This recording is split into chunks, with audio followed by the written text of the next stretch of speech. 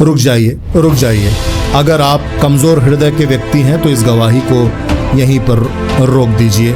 अगर आप एक सच्चे मसीही नहीं हैं तो आप इस गवाही को यहीं पर रोक दीजिए, कोई और वीडियो देख लीजिए। ये जो गवाही है ये सच्चे मसीहियों के लिए है, उन मसीही भाई बहनों के लिए है जो प्रभु यीशु मसीह पर विश्वास करते हैं और प्रभु यीशु मसीह के साथ ईमानदारी से चलना चाहते हैं, अंत तक विश्वास योग्य रहना चाहते हैं, जीवन के उस मुकुट को प्राप्त करना चाहते हैं जिसका वायदा प्रभु यीशु मसीह ने अपने प्रेम रखने वालों से किया है। इस गवाही को सुनने के बाद बाइबल को लेकर आपके विचार वैसे नहीं रह जाएंगे जैसे अब तक थे।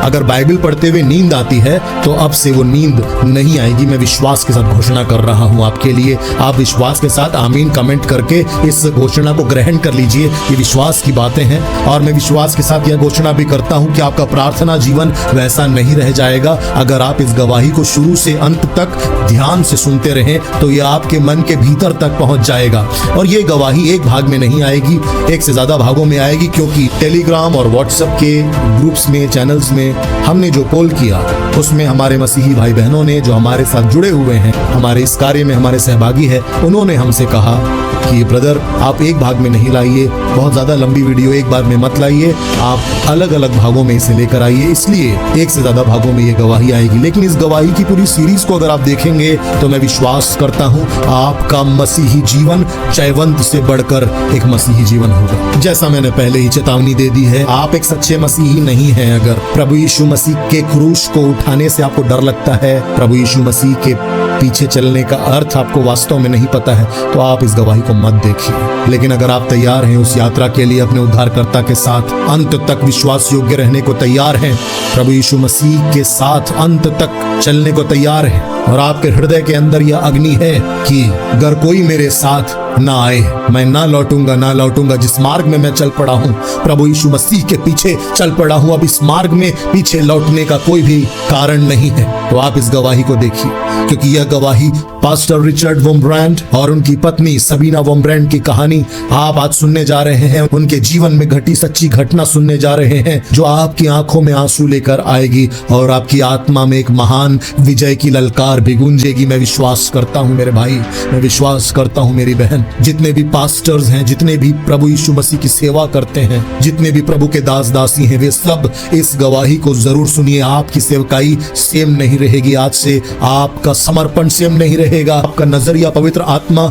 आज बदलने जा रहा है। अगर आप विश्वास के साथ देखते रहें, विश्वास के साथ देखते रहें, आपकी निगाहें और आपके कान इस गवाही की ओर लगे रहें। पास्टर रिचर्ड वोम्ब्रांड का जन्म 24 मार्च सन 1909 में रोमानिया में हुआ था। उनका पालन पोषण इस्तांबुल तुर्की में हुआ। रिचर्ड जब छोटा था तभी उनके पिता गुजर गए और इस कारण पूरे परिवार का बोझ उनके ऊपर आ गया। एक संघर्ष से भरा हुआ जीवन था रिचर्ड का, लेकिन उस समय के परिवेश के अनुसार, पारिवारिक परिस्थितियों के अनुसार और भौगोलिक कारणों से उन्हें 9 से ज्यादा भाषाओं का ज्ञान हो गया था जब तक वे जवान हुए। और जब वे जवान हुए वे समझ सकते थे और बोल सकते थे 9 से ज्यादा भाषाएं। लेकिन जवान रिचर्ड पर मार्क्सवाद और कम्युनिस्ट विचारों का बहुत ज्यादा प्रभाव था। वे एक कट्टर नास्तिक थे। अब कम्युनिज्म और मार्क्सवाद क्या है तो संक्षेप में बस इतना समझाना चाहता हूँ आप लोगों को। एक ऐसी विचारधारा जो परमेश्वर पर विश्वास नहीं रखती। कोई परमेश्वर नहीं है इस दुनिया में, उसका कोई भी अस्तित्व नहीं है। जितने लोग परमेश्वर पर विश्वास करते हैं वे समाज के लिए और राष्ट्र के लिए खतरनाक हैं। एक ऐसी विचारधारा को हम कहते हैं कम्युनिस्ट विचारधारा। कार्ल मार्क्स, लेनिन तथा स्टालिन जैसे लोगों ने इस विचारधारा को बहुत ज्यादा फैलाया था और आज चीन में भी एक कम्युनिस्ट पार्टी का ही राज है। इस बारे में हम और बात करेंगे आगे, लेकिन हम वापस आते हैं रिचर्ड के जीवन के बारे। रिचर्ड एक कट्टर नास्तिक व्यक्ति था और वह धर्म को हमेशा अत्याचार के साधन के रूप में देखता था, और जब भी वह किसी मसीही से मिलता था वह उस मसीही के विश्वास को धराशायी करने का प्रयास करता था। और नास्तिक बनने के पीछे और भी कई प्रश्न थे जो उसे हमेशा से परेशान करते थे। जैसा कि अधिकतर लोग समझते हैं कि मसीहियत एक धर्म है, और जब वे मसीहियत को एक धर्म के रूप में देखते हैं तो वास्तव में वे उद्धारकर्ता को नहीं प्राप्त कर सकते। लेकिन जब उन्हें पता चलता है कि मसीहियत एक धर्म नहीं है, ये जीवते परमेश्वर के साथ एक व्यक्तिगत रिश्ता है जिसका नाम प्रभु यीशु मसीह है। रिचर्ड अपनी जवानी में इसी प्रकार की विचारधारा से ग्रस्त था, जहां पर वह स्वयं को एक कट्टर नास्तिक कहता था। वो यह विश्वास करता था बहुत ज्यादा कि इस विश्व में, इस ब्रह्मांड में कोई भी ईश्वर नहीं है। 1936 में रिचर्ड का विवाह होता है सबीना नाम की एक लड़की से, जो स्वयं भी एक नास्तिक किस्म की महिला थी और संसार के आनंद में ही अपने जीवन का आनंद और अर्थ ढूंढने का प्रयास करती रहती एक महिला थी। सबीना और रिचर्ड का जीवन पैसों की भरपूरी, जीवन के आरामों में पहुंच गया था। विवाह के बाद एक ऐसे दंपत्ति के रूप में वे साथ में रहते थे जिन्हें पैसों की कोई भी कमी नहीं थी, जीवन में कोई भी दिक्कत नहीं थी और वे अपनी शामों को बड़े बड़े अमीर लोगों की पार्टियों में जाकर बिताया करते थे। शराब, जुआ और अन्य प्रकार के जितने भी दुनियावी या सांसारिक आनंद हो सकते हैं वे लिया करते थे। रिचर्ड विवाह के बाद ही एक स्टॉक ब्रोकर के रूप में काम करने लगे थे, इसलिए रिचर्ड को और उनकी पत्नी सबीना को पैसों की तो कोई भी कमी नहीं थी। ज्यादा से ज्यादा धन कमाना है, पैसे कमाने हैं और उन पैसों को खर्च करना है अपने आनंद के लिए, घर बनाना है, अपने संतानों के लिए बहुत सारी संपत्ति इकट्ठा करनी है। इसके अलावा उन्हें और कुछ भी नहीं सूझता था। लेकिन रिचर्ड जब भी वे चर्च के पास से होकर गुजरते थे, उन्हें चर्च की ओर से एक अजीब सा खिंचाव महसूस होता था। उन्हें हमेशा लगता था जैसे चर्च मुझे अपनी ओर बुला रहा है। तो वो एक बार कौतूहलवश चर्च के भीतर चले गए और वहां पर उन्होंने देखा कि लोग प्रार्थनाएं कर रहे हैं। तब रिचर्ड क्रोधित होकर बाहर आ गए और उसने आसमान की ओर देखकर कहा, हे परमेश्वर, मैं जानता हूं कि तू नहीं है और तेरा अस्तित्व नहीं है। अगर तू है तो ये मेरी जिम्मेदारी नहीं है कि मैं तुझे ढूंढूं, ये तेरी जिम्मेदारी है कि तू मुझ पर अपने आप को प्रकट कर। नास्तिकता में जीवन व्यतीत करता हुआ रिचर्ड, उसके मन में एक अजीब सी बेचैनी हमेशा रहती थी। उसे पता था कि कुछ तो ऐसा है जो मिसिंग है, कुछ तो ऐसा है जो गायब है। वो क्या है उसे पता नहीं था। जब मनुष्य संसार में उलझा होता है, संसार के आनंद में उलझा होता है, उसके मन में वो पट्टियां बंधी होती हैं, आंखों में वो छिलके लगे होते हैं जिनके कारण वो प्रभु यीशु मसीह को देख नहीं पाते, ना ढूंढ पाते। लेकिन प्रभु यीशु मसीह ने जैसे कहा, तुमने मुझे नहीं चुना, मैंने तुम्हें चुना है, मैंने तुम्हें चुना है। रिचर्ड और उनकी पत्नी सबीना दोनों बड़े आराम की जिंदगी जी रहे थे। तभी अचानक कुछ ऐसा होता है, जीवता परमेश्वर अब उसके हृदय में खटखटाने जा रहा था। उनके जीवन में एक अजीबोगरीब घटना घटने जा रही थी। एक महान मोड़ आने वाला था। वो महान मोड़ ऐसा था जिसके बारे में आप सुनेंगे, आपका विश्वास बहुत शक्तिशाली हो जाएगा और आप इन घटनाओं को अपने चर्च में अपने मसीही भाई बहनों के साथ बार बार कहते रहेंगे, उनसे बांटते रहेंगे। सुनिए क्या हुआ था। स्क्रीन पर आप जिन भाई बहनों के नाम देख रहे हैं, ये वे भाई बहन हैं जो प्रभु यीशु मसीह के लोगों का विश्वास बढ़ाने के लिए, प्रभु यीशु मसीह की प्रजा का विश्वास बढ़ाने के लिए हमारा आर्थिक सहयोग कर रहे हैं। प्रभु इन्हें बहुतायत से आशीष दे। आप भी हमारी सेवकाई में बोल सकते हैं इन QR कोड्स और अकाउंट डिटेल्स की मदद से। सारा विवरण डिस्क्रिप्शन बॉक्स में भी आपको मिल जाएगा। चलिए गवाही में आगे बढ़ते हैं। हो सकता है कि शुरू में मैंने आपको ये बात ना बताई हो कि रिचर्ड एक यहूदी थी। एक यहूदी परिवार में उनका जन्म हुआ था और उनकी पत्नी भी एक यहूदी थी। उसके बावजूद वे नास्तिक थे। जीवन के आनंद में खोए हुए इस दंपत्ति को अचानक एक बीमारी आकर घेर लेती है। रिचर्ड को टीबी की बीमारी हो जाती है। टीबी उस समय बहुत ज्यादा गंभीर बीमारी समझी जाती थी। बीमारी के इलाज और आराम के लिए ये दोनों पति पत्नी अर्थात रिचर्ड और सबीना रोमानिया के पास बसे पहाड़ी इलाकों की ओर चले जाते हैं, जहां पर एक छोटा सा गांव था और इस छोटे से गांव में एक बढ़ई रहता था। एक बूढ़ा बढ़ई रहता था और ये जो बूढ़ा बढ़ई था ये प्रभु का एक दास था, प्रभु की सेवा करने वाला एक व्यक्ति था। चूंकि ये जो बढ़ई था ये बहुत बूढ़ा हो चुका था और उसने जीवन भर प्रभु यीशु मसीह की सेवा की, लेकिन पिछले कई वर्षों से वो प्रार्थना कर रहा था कि प्रभु यीशु मसीह, मैं आपसे विनती करता हूँ कि मैं अपने जीवन काल में कम से कम एक यहूदी को विश्वास में लाना चाहता हूँ, एक यहूदी की आत्मा को बचाना चाहता हूँ, क्योंकि प्रभु आप यहूदी था, मेरा उद्धारकर्ता यहूदी था। इसलिए वो बूढ़ा प्रभु का दास कई वर्षों से प्रार्थना कर रहा था उस गांव में कि प्रभु यीशु, मैं एक यहूदी को तो बचाना चाहता हूं तेरे नाम के लिए। एक यहूदी को अगर मेरे जीवन के द्वारा सच्ची राह दिख जाए प्रभु, तो मैं उसे तुझ तक लाने के लिए प्रभु सब कुछ करने को तैयार। इस प्रकार की प्रार्थना करता हुआ एक बूढ़ा व्यक्ति जो प्रभु का दास था उस गांव में रह रहा था, जहां अब पहुंच गए थे रिचर्ड और सबीना। और रिचर्ड और सबीना के उस गांव में पहुंचने का कारण क्या था? टीबी की बीमारी। ये बूढ़ा व्यक्ति प्रभु यीशु मसीह से अपनी प्रार्थनाओं में कहता था कि प्रभु, मैं तो अब बूढ़ा हो चुका हूं, इसलिए मैं दूर इजराइल में या अन्य देशों के इलाकों में नहीं जा सकता, इसलिए आप ही किसी यहूदी को मेरे गांव में भेजिए। और प्रभु ने अद्भुत रीति से रिचर्ड को उस गांव में भेज दिया। रिचर्ड को नहीं पता था कि उसका वहां आना प्रभु यीशु मसीह की ही एक योजना है। अद्भुत रीति से रिचर्ड वुम्ब्रांड मिलते हैं पीटर वोल्फकीज नामक इस बूढ़े बढ़ई से जो प्रभु के एक दास थे और कई वर्षों से प्रार्थना कर रहे थे। वह बूढ़ा आदमी समझ जाता है कि रिचर्ड को प्रभु यीशु मसीह ने ही भेजा है। रिचर्ड वुम्ब्रांड अपने बारे में बताते हैं कि वे एक नास्तिक हैं और किसी ईश्वर पर विश्वास नहीं करते, लेकिन उस व्यक्ति ने अपने प्रेम, अपनी सहनशीलता, अपनी प्रार्थना और वचन के द्वारा लगातार रिचर्ड को प्रभु यीशु मसीह के सुसमाचार को सुनाते रहा। और उन प्रार्थनाओं का ही परिणाम था कि रिचर्ड वुम्ब्रांड प्रभावित होने लगा उस बूढ़े व्यक्ति के प्रेम से, उस बूढ़े व्यक्ति के व्यवहार से। क्योंकि याद रखिए, बाइबल को पढ़ने से पहले लोग हमें पढ़ते हैं, लोग आपको पढ़ते हैं। हम मसीह की पत्री हैं जिसे वो सबसे पहले पढ़ते हैं, हमारे व्यवहार को पढ़ते हैं, हमारे प्रेम को पढ़ते हैं। रिचर्ड ने भी उस बूढ़े व्यक्ति के व्यवहार को, उसके प्रेम को पढ़ा और वो प्रभावित हुआ।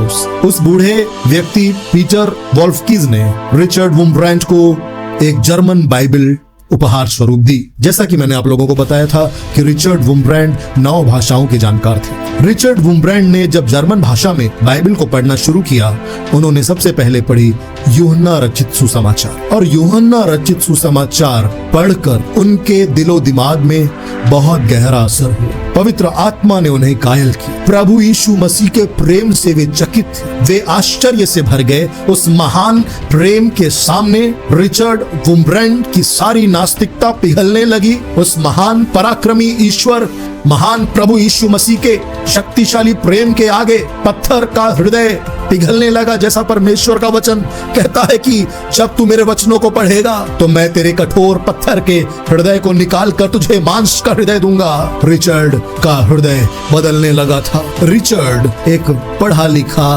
बहुत ही अमीर, पैसों वाला एक नास्तिक व्यक्ति था। का धर्म कोई भी नहीं बदल सकता था। वो एक नास्तिक था, वो किसी भी ईश्वर को नहीं मानता था और उसके पास कई पुख्ता कारण थे इस बात के लिए। लेकिन जैसा हम कहते हैं कि कोई भी मसीही किसी व्यक्ति के धर्म को नहीं बदल सकता, किसी मनुष्य में ऐसा करने की ताकत ही नहीं है सर। ये तो जीवित परमेश्वर बदलता है मनुष्य को। कई लोग बाइबल पढ़ने से डरते हैं, कई लोग क्रिश्चियन लोगों से बात करने से डरते हैं, कहीं हमारा धर्म बदल जाएगा। अरे भाई, एक बार सोचो तो सही कि क्यों बदल रहा है मनुष्य। ये क्रिश्चियन लोग अगर इतने ही पावरफुल होते तो क्या कुछ नहीं कर गए होते। वे पावरफुल तो हैं, लेकिन आत्मिक रूप में, आत्मिक रूप से बड़े शक्तिशाली लोग हैं, क्योंकि परमेश्वर उनका जीवित परमेश्वर है। प्रभु यीशु मसीह जीवित परमेश्वर है। इसलिए रिचर्ड वुम्ब्रांड का जीवन बदलने लगा था। प्रभु यीशु मसीह ने पापियों से प्रेम किया, उन लोगों के लिए अपनी जान दे दी जिनको उनकी परवाह नहीं, और क्रूस पर से ये यीशु नासरी उन लोगों को जो उनको सता रहे हैं, जो उनको मार रहे हैं, यीशु नासरी उनके लिए प्रार्थना करके कह रहे हैं, हे पिता, इन्हें क्षमा कर, क्योंकि ये नहीं जानते कि ये क्या करते हैं। उस बूढ़े बढ़ई ने रिचर्ड वुम्ब्रांड को बताया, तुम यहूदी होकर विश्व के सबसे प्रसिद्ध यहूदी के विषय में नहीं जानते थे, लेकिन यही जिसका नाम यीशु मसीह है, जीवित परमेश्वर है, उद्धार करता है मानव जाति का। प्रभु यीशु मसीह के शक्तिशाली वचन ने आंख की पट्टी को उतार दिया रिचर्ड की आंखों से। जैसे शाऊल की आंखों से गिरे छिलके फिर देखने लगा वह ज्योतिर्मय प्रभु को, वैसे ही रिचर्ड की आंखों से भी छिलके गिर गए और अपने उद्धारकर्ता को पहचानने लगा।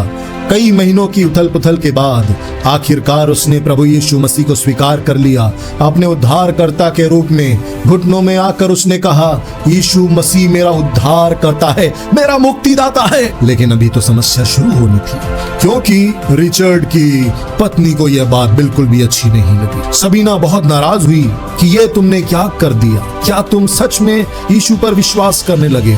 सबीना बहुत नाराज हुई, लेकिन रिचर्ड ने हिम्मत नहीं हारी। वह अपनी पत्नी के उद्धार के लिए प्रार्थना करते रहा, क्योंकि उसने देखा था प्रार्थना की शक्ति सब कुछ कर सकती है। आपके परिवार में अगर किसी ने उद्धार नहीं पाया है, तो आज इस गवाही के द्वारा मैं आपको नया बल देना चाहता हूँ। अपने परिवार के लिए प्रार्थना करना मत छोड़ना, अपने लोगों के लिए प्रार्थना करना मत छोड़ना, अपने समाज के लिए प्रार्थना करना मत छोड़ना, अपने राष्ट्र के लिए प्रार्थना करना मत छोड़ना। हमेशा प्रार्थना करना कि प्रभु यीशु मसीह का सुसमाचार उनकी आंखों की पट्टी को खोल दे, आंखों में जो छिलके हैं वे गिर जाएं।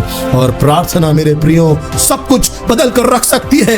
दुष्ट की सारी युक्तियों को ये प्रार्थनाएं बर्बाद कर सकती हैं। रिचर्ड को पता चल गया था प्रार्थना में बड़ी शक्ति है। उस बूढ़े व्यक्ति की प्रार्थना के द्वारा रिचर्ड बदल गया था, इसलिए अपनी पत्नी के लिए भी प्रार्थना करने लगा। लेकिन रिचर्ड की पत्नी सबीना हमेशा पार्टियों में जाना चाहती थी। एक दिन रिचर्ड ने जानबूझकर एक पार्टी के इन्विटेशन को एक्सेप्ट किया और अपनी पत्नी सबीना को लेकर वो उस हाई सोसाइटी की पार्टी में चला गया। उस हाई सोसाइटी में जितने बड़े बड़े अमीर लोग आए हुए थे, वे सब रात भर शराब पीते रहे और व्यर्थ के हंसी मजाक करते रहे। संसारिक और भद्दे हंसी मजाक वहां चल रहे थे। तब अचानक न जाने सबीना को कैसा लगने लगा। सबीना ने कहा कि ये मुझे क्या हो रहा है मुझे नहीं पता, लेकिन मेरा मन बहुत अशांत हो रहा है। मैं इस पार्टी में और एक पल भी नहीं रहना चाहती। आज मुझे पहली बार ऐसा लग रहा है कि ये लोग कितने खोखले लोग हैं, इन लोगों की बातें कितनी खोखली हैं, इन लोगों के हंसी मजाक कितने भद्दे हैं और इनका जीवन कितना नीरस है। रिचर्ड समझ गए थे कि पवित्र आत्मा उसके हृदय में कार्य कर रहा है। सबीना ने वादा किया कि मैं दोबारा इस प्रकार की पार्टीज में और इस प्रकार के सांसारिक आनंद में कभी नहीं आऊंगी, मैं वादा करती हूँ। और धीरे धीरे रिचर्ड के जीवन के बदलाव को देखकर, रिचर्ड के प्रेम को देखकर सबीना भी प्रभावित होने लगी और उसने स्वयं बाइबल को पढ़ना शुरू किया। किसी के कहने पर या अपने पति को प्रसन्न करने के लिए नहीं, पर स्वयं से उसने सत्य को ढूंढा। और हम भी तो यही कहते हैं, आइए सत्य को ढूंढिए, आइए बाइबल को पढ़िए तो सही, एक बार देखिए तो सही। कौन आपको मजबूर कर सकता है? कोई नहीं। जीवित परमेश्वर जब बात करता है, मनुष्य का हृदय और मन परिवर्तित हो जाता है और वो जान जाता है कि जीविता परमेश्वर मुझसे बात कर रहा है। मैं जान जाता हूँ यीशु मसीह ही परमेश्वर है। सबीना को भी बाइबल पढ़ने के द्वारा यह बात पता चल गई। पवित्र आत्मा ने उसकी आंखें खोल दी कि यीशु मसीह ही परमेश्वर है। सबीना ने भी उद्धार पाया, उसने भी प्रभु यीशु मसीह को अपना उद्धार करता स्वीकार किया और दोनों पति पत्नी प्रभु यीशु मसीह की राहों में चल पड़े। रिचर्ड और सबीना ने यह फैसला किया कि वे अपने उद्धारकर्ता की सेवा करेंगे, इसलिए उन्होंने बाइबल कॉलेज की और बाइबल का गहरा ज्ञान हासिल किया। वे शुरू में एक इवेंजलिस्ट के रूप में कार्य कर रहे थे। रोमानिया नामक उस देश में एक लूथरन पास्टर के रूप में नियुक्त हुए। उसी बीच प्रभु ने उस दंपत्ति को एक संतान भी आशीष स्वरूप प्रदान की। जब रिचर्ड और सबीना प्रभु यीशु के साथ बढ़ने लगे, बहुत सारे ऐसे आत्मिक अनुभव हुए जिसके कारण वे प्रभु यीशु मसीह के प्रति और ज्यादा गहराई से समर्पित होने लगे। रोमियो की किताब 12 अध्याय और उसके पहले पद में जैसा लिखा हुआ है, इसलिए हे भाइयों, मैं तुमसे परमेश्वर की दया स्मरण दिलाकर विनती करता हूँ कि अपने शरीरों को जीवित और पवित्र और भावता हुआ बलिदान करके चढ़ाओ, यही तुम्हारी आत्मिक सेवा है। रिचर्ड बताते हैं कि प्रभु यीशु मसीह के वचनों का जब वे अध्ययन करने लगे, उन्हीं वचनों में यीशु मसीह से उनकी मुलाकात हुई। बाइबल के द्वारा उन्होंने यीशु मसीह को पाया और पवित्र आत्मा ने उनके हृदय को ऐसा कायल किया, ऐसा बदला कि वे अंदर से इस बात को जान गए थे कि संपूर्ण समर्पण ही सच्ची मसीहियत है। जब प्रभु आपको बदलता है और आपके हृदय में कार्य करता है, तो आप उस बदलाव को किसी को समझा नहीं पाते। और इस पूरे दौरान जब ये घटनाएं हो रही थी, उसी समय द्वितीय विश्व युद्ध की घटनाएं प्रारंभ हो चुकी थी। दुनिया के सारे देश द्वितीय विश्व युद्ध की चपेट में आ गए थे। सेकेंड वर्ल्ड वॉर के दौरान जब हिटलर की नाजी पार्टी ने यहूदियों पर भीषण अत्याचार किए, रिचर्ड और सबीना ने अपनी जान की परवाह ना करते हुए बहुत सारे यहूदी भाई बहनों को प्रभु यीशु मसीह का प्रचार किया। न सिर्फ यहूदियों को, बल्कि हिटलर की सेना के जर्मन नागरिकों को भी, जर्मन सिपाहियों को भी उन्होंने प्रभु यीशु मसीह का सुसमाचार प्रचार किया। हालांकि वे स्वयं यहूदी थे और उनकी जिंदगी खतरे में आ सकती थी किसी जर्मन को सुसमाचार सुनाकर,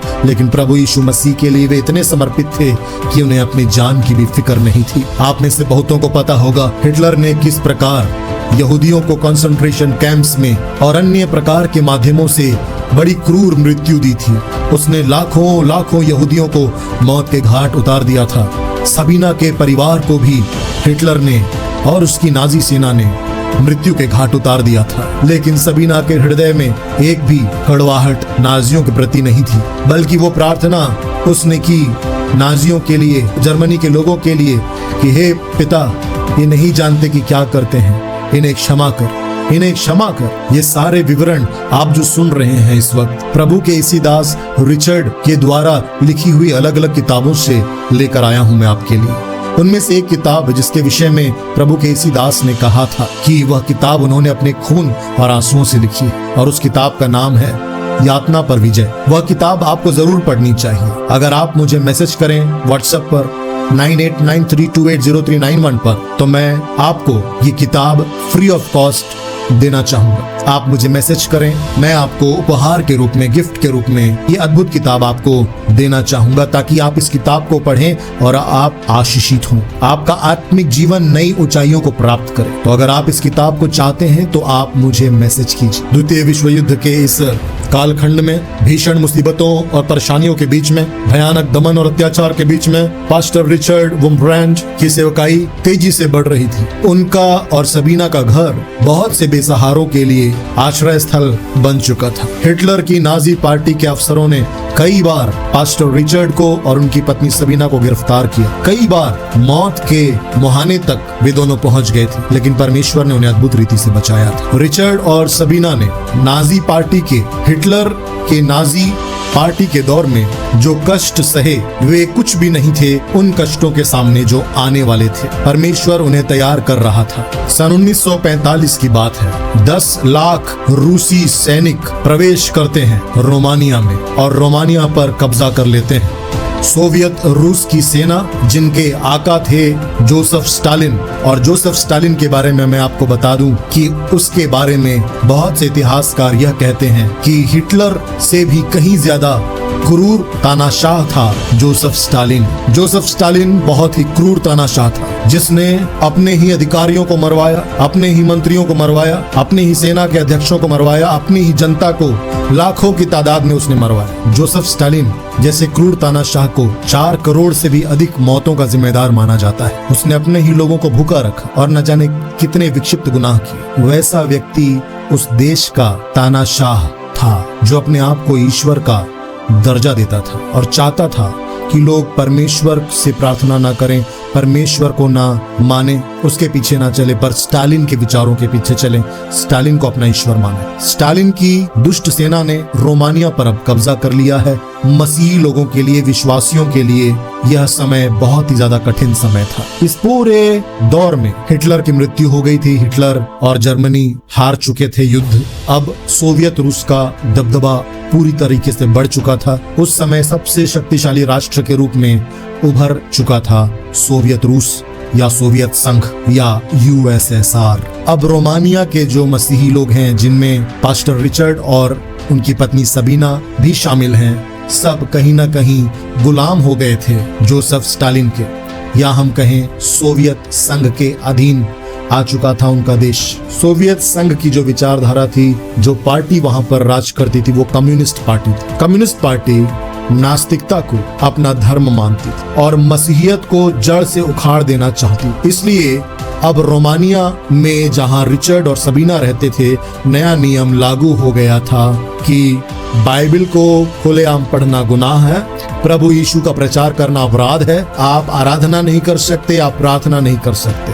अगर आपने ऐसा कुछ किया तो आपको पकड़कर जेल में डाल दिया जाएगा, जमानत तक नहीं होगी, पता नहीं चलेगा कहां से उठाया और कहां चले गए। ऐसी तानाशाही सरकार के अधीन में बाइबल पढ़ने की मनाही, आराधना करने की मनाही, धार्मिक स्वतंत्रता को छीन लिए जाने के ऐसे माहौल में पास्टर रिचर्ड और उनकी पत्नी सबीना और भी प्रभु के दास दासी जो उस देश में सेवा करते थे, सब अपने घुटनों में आकर प्रार्थना करने लगे। अब कम्युनिस्ट पार्टी या कम्युनिस्ट सरकार बहुत से गुप्त खुफिया पुलिस को नियुक्त कर चुकी थी, जो गलियों में जा जाकर, शहरों में जा जाकर, गाँव में जा जाकर पता करती थी कि कहाँ कहाँ चर्च लग रहा है, कहाँ कहाँ यीशु के लोग इकट्ठा हो रहे हैं। और इस खुफिया पुलिस की विशेषता ये थी, आप उन्हें देखकर कभी नहीं समझ पाते कि ये खुफिया पुलिस है या नहीं, क्योंकि वे साधारण भेष में आते थे। कई बार मसीही बनकर ही चर्च के लोगों के साथ शामिल हो जाते थे। तो अब सवाल ये था कि पास्टर्स कैसे पहचानेंगे कोई नया विश्वासी जो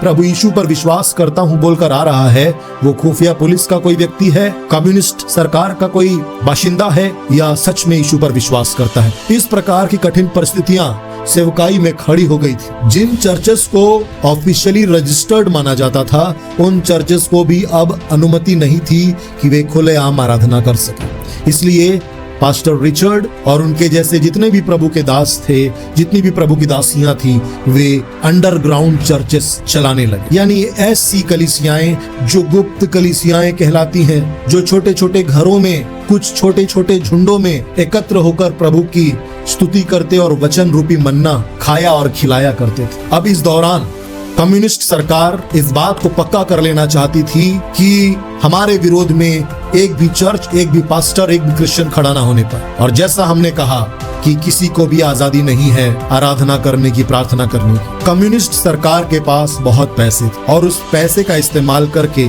उन्होंने चर्च के बड़े बड़े अधिकारियों को खरीदने का प्रयास किया। और हाँ, बहुत से बड़े बड़े बिशप, बड़े बड़े पुरोहित पैसों के लालच में आकर और अपने प्राण खो देने के भय में आकर झुक गए और उन्होंने कम्युनिस्ट सरकार के सामने घुटने टेक दिए। लेकिन रिचर्ड और सबीना के सामने जब ऑफर दिया गया, पार्टी के अधिकारियों ने, कम्युनिस्ट सरकार के अधिकारियों ने पास्टर रिचर्ड और सबीना से कहा, सुनिए पास्टर, हर एक इंसान के बिकने की कोई कीमत होती है। आप कितने में बिकेंगे हमें बताइए, कितने करोड़ चाहिए आप जो बोलेंगे हम देंगे, लेकिन यीशु का प्रचार करना बंद करो, यीशु का इनकार करो, स्टालिन को अपना नेता मानो, स्टालिन को अपना ईश्वर मानो, कम्युनिज्म सबसे अच्छा है और बाइबल मूर्खता है, इस बात को ग्रहण कर लो। पास्टर रिचर्ड और सबीना ने कहा कि जी हाँ, आपने सही कहा, हर एक इंसान की एक कीमत होती है जिसमें वह बिक जाता है। हमें जिसने खरीदा है उसका नाम लॉर्ड जीसस क्राइस्ट है, प्रभु यीशु मसीह है। वो स्वयं सर्वशक्तिमान परमेश्वर होकर भी मेरे लिए इस धरती पर आया। उसने मेरे पापों को अपने ऊपर लेकर क्रूस पर बलिदान दिया और मेरे लिए मुर्दों में से जिंदा होकर मुझे हमेशा के लिए धर्मी ठहरा दिया है। उस महान प्रभु ने मेरे लिए जो उद्धार का कार्य किया है, अपना पवित्र लहू देकर जो कीमत चुकाई है, उस कीमत के आगे मैं और मेरा अस्तित्व नतमस्तक हो चुका है, मैं बिक चुका हूँ। लेकिन मुझे खरीदने वाला प्रभु यीशु मसीह। आप मुझे क्या दे सकते हैं उसकी तुलना में? कम्युनिस्ट सरकार के लोग बड़े क्रोधित हुए और पैर पटक कर वहां से चले गए। कम्युनिस्ट सरकार को लगा कि अब उन्हें एक बड़ी मीटिंग बुलानी चाहिए, तो उन्होंने अपनी सरकारी बिल्डिंग में हजारों पास्टर्स को, बिशप्स को, पुरोहितों को, बड़े बड़े चर्च के नेताओं को आमंत्रण दिया। और उस हॉल में जहां पर ये हजारों पास्टर्स बैठे हुए थे, बीच में लगी हुई थी जोसेफ स्टालिन की तस्वीर और उसके एक तरफ क्रूस का निशान था और दूसरी तरफ कम्युनिस्ट पार्टी का चिन्ह था। इस सभा में पास्टर रिचर्ड और सबीना भी आए हुए थे। सभा में ये कम्युनिस्ट पार्टी के अफसरों और अधिकारियों के द्वारा कहा गया कि अब आपको कम्युनिस्ट पार्टी के अनुसार चलना होगा, आप बाइबल के अनुसार नहीं चल सकते, आप यीशु के अनुसार नहीं चल सकते, आपको सरकार के अनुसार चलना होगा। तब जो चर्च के बड़े बड़े अधिकारी और पुरोहित जो पैसों में बिक चुके थे, उन्होंने अपना ईमान, अपना विश्वास बेच दिया था, वे आकर वहां भाषण देने लगे और कई पुरोहितों ने, कई बिशप्स ने, कई बड़े बड़े चर्च के अधिकारियों ने, पुरोहितों ने कहा कि प्रभु यीशु मसीह के विचार तो महान है, लेकिन स्टालिन के विचार तो उनसे भी महान है। कम्युनिस्ट और चर्च की विचारधाराएं बिल्कुल एक हैं, जबकि ये बात सच नहीं थी। कम्युनिस्ट अधिकारियों को खुश करके अपनी जान बचाने के लिए ये ऊंचे ऊंचे पुरोहित इस प्रकार की बातें कर रहे थे। उन लोगों का डर भी लाजमी था, क्योंकि जोसेफ स्टालिन नामक उस क्रूर तानाशाह ने हजारों लाखों मसीहियों को मरवा दिया था। तो अपनी जान बचाने के लिए वो ऐसा कर रहे थे। लेकिन पास्टर रिचर्ड वुम्ब्रांड की पत्नी सबीना ने कहा अपने पति पास्टर रिचर्ड को, आप देख रहे हैं कि किस प्रकार प्रभु यीशु मसीह की कलीसिया के मुख पर और हमारे प्रभु यीशु मसीह के मुख पर थूका जा रहा है। इन लोगों ने अपने ईमान को बेच दिया, खुदावंद यीशु मसीह का इनकार कर रहे हैं इन सब के सामने। क्या आप प्रभु के और कलीसिया के मुख से इस शर्म को नहीं पोंछेंगे? तब पास्टर रिचर्ड ने कहा, सबीना, तुम जानती हो कि अगर मैंने कुछ कहा तो तुम मुझे हमेशा के लिए खो दोगी। तब सबीना ने अपने पति रिचर्ड से कहा, एक डरपोक पति मुझे नहीं चाहिए था। मैं चाहती हूँ कि मेरा पति प्रभु यीशु के लिए निर्भीक होकर खड़ा हो। तब पास्टर रिचर्ड उन हजारों लोगों के सामने और कम्युनिस्ट पार्टी के उन क्रूर नेताओं के सामने खड़ा हुआ और उन्होंने कहा, मैं कुछ कहना चाहता हूं। तब वहां बैठे हुए कुछ अधिकारियों ने रिचर्ड से कहा कि अगर आप कहना चाहते हैं तो नीचे आइए और हम आपको अवसर देंगे। वहां पर बैठे हुए दो अधिकारी आपस में फुसफुसाते हैं और कहते हैं कि ये कौन है ये? दूसरा व्यक्ति कहता है, ये पास्टर रिचर्ड वुम्ब्रैन है और ये एक लूथरन पास्टर है और हमारे देश में बहुत जाने माने पास्टर है। हो सकता है कि ये कम्युनिस्ट पार्टी के समर्थन में कुछ बात कहें और ये हमारे लिए अच्छी बात हो। प्रभु के दास पास्टर रिचर्ड वुम्ब्रैन ने क्या कहा सभा के सामने आकर, जिससे सारी सभा में बैठे लोग थर्रा गए, हिल गए। ये आपको अगले भाग में पता चलेगा। और अगला भाग, इस गवाही का जो अगला भाग है मेरे भाई और बहनों, 30 जनवरी 2025 को रिलीज हो जाएगा। जो टाइम है मैं आप लोगों से पूछूंगा कि वो समय कौन सा होना चाहिए, कितने बजे 30 तारीख को आप देखना चाहते हैं। अगर आप इस गवाही को 30 जनवरी 2025 के बाद देख रहे हैं तो कृपया लिंक इस वीडियो के डिस्क्रिप्शन में देखिए। सारे पार्ट्स के, सारे भागों के लिंक आपको मिल जाएंगे, जिनसे आप आसानी से इस गवाही को देख सकेंगे और आशीषित हो सकें। स्क्रीन पर आप जिन भाई बहनों के नाम देख रहे हैं, ये वे भाई बहन हैं जो प्रभु यीशु मसीह के लोगों का विश्वास बढ़ाने के लिए, प्रभु यीशु मसीह की प्रजा का विश्वास बढ़ाने के लिए हमारा आर्थिक सहयोग कर रहे हैं। प्रभु इन्हें बहुतायत से आशीष दे। आप भी हमारी सेवकाई में बोल सकते हैं इन QR कोड्स और अकाउंट डिटेल्स की मदद से। सारा विवरण डिस्क्रिप्शन बॉक्स में भी आपको मिल जाएगा।